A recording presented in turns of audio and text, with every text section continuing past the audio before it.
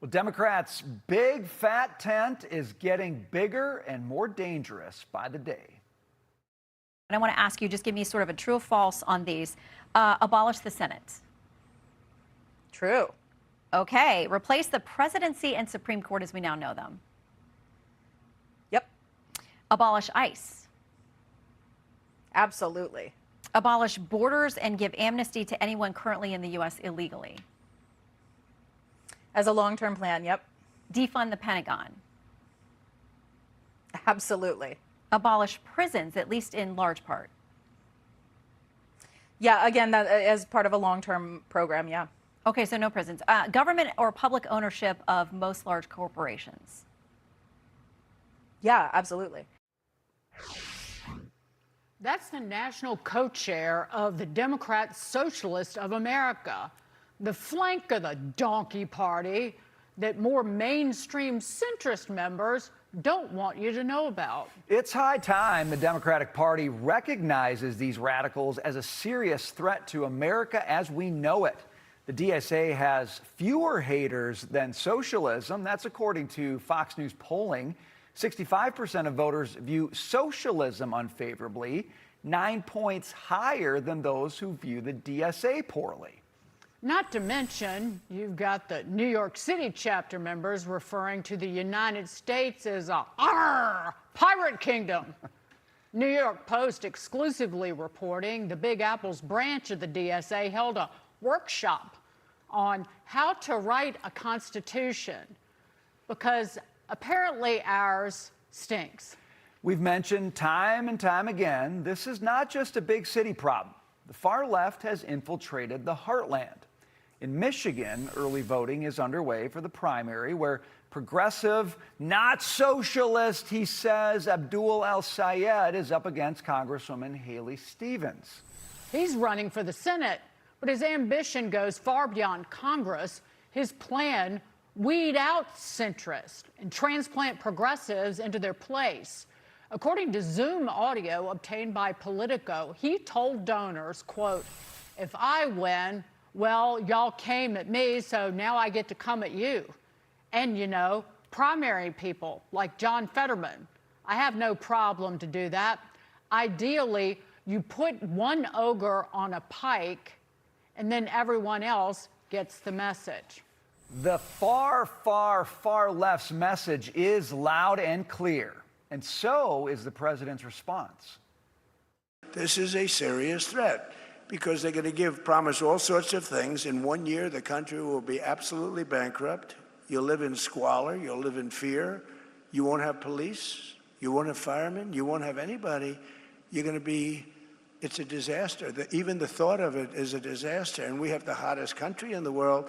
We don't want to have it, and we have to be strong about it. We can't be nice. You know, a lot of the Republicans are nice. We're a very nice party. We shouldn't be so nice, to be honest with you. But we can't let them get their claws into this. Joining us now, podcast host and host of Toxic America's Food Crisis on Fox Nation, Jillian Michaels. Jillian, but these feelings among part of the electorate about the failure of government have been developing over decades, and it's going to take more than just pointing at, say, Cuba or the former Soviet Union to really reverse course. And part of the issue is that people do not trust government, that they see government as part, like Congress, as part of the problem. And that it falls on the shoulders of Republicans as well as Democrats. Unquestionably, but with a movement like MAGA, that's about reforming the system, not abolishing it. And Marco Rubio said this best in his speech about the radical left that recently went viral. This is about teaching kids to have passion and purpose, to think differently, showing them a new way forward, not destroying what's currently not working. You know, I was thinking about this conversation with you, Jillian, and I always come to you with kind of crazy questions about, like, what do you think about this diet? What do you think about this fad? And I'm always kind of like open to those things because I don't probably understand as well as I should how the human body works, right? So crazy things like, oh, maybe that'll work. I think about that with our body public, our political body, the republic.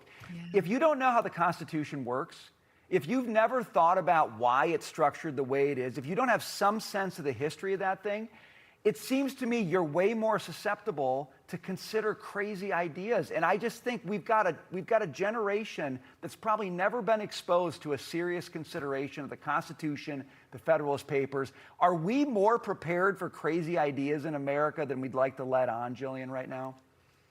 Unquestionably, absolutely. And not only do these younger kids not understand the history of our own country, they don't understand world history. You have Hassan Piker, which is a talking head for the DSA, literally publicly embracing Mao, who is arguably the most prolific murderer in human history, having taken down somewhere between 40 and 60 million people. And these kids don't even know that. So we have a responsibility to educate our kids at home and provide them with some hope and some opportunity. That's going to be the key. We have to take this head on and take it very seriously. But I raised the issue of the Republicans, Jillian, because taking it head on is shrinking government. And based on where spending is going, and a lot of it is on autopilot, but nevertheless, it's going in the wrong direction because our debt continues to balloon by some $2 trillion every year. And it becomes a spiral, and the more debt we take on, the more reliant we become on government, and it becomes something you can never reverse. And that's actually what socialists want. They want, I mean, listen, here's what you have to respect. I'll be honest. They're telling you who they are. In the words of Maya Angelou, believe them. They want total control. They want to abolish private property. They want to control the means of production. They want to get rid of police. They want to abolish prisons. They want to get rid of the Senate, get rid of the Supreme Court, get rid of the presidency. You want to talk about fascistic? This is fascism right here. And they've got the courage to show up on Fox News and tell it to you, whereas establishment Dems run. They won't show up. They won't engage in a conversation. It's deeply, deeply alarming. Yep, and they're being right out front about it, Jillian. You got to give them credit for that. No more sugarcoating, but we've got to see it for what it is. Jillian Michaels, always nice to see you. Thanks for joining us tonight. Thanks for having me, guys. All right.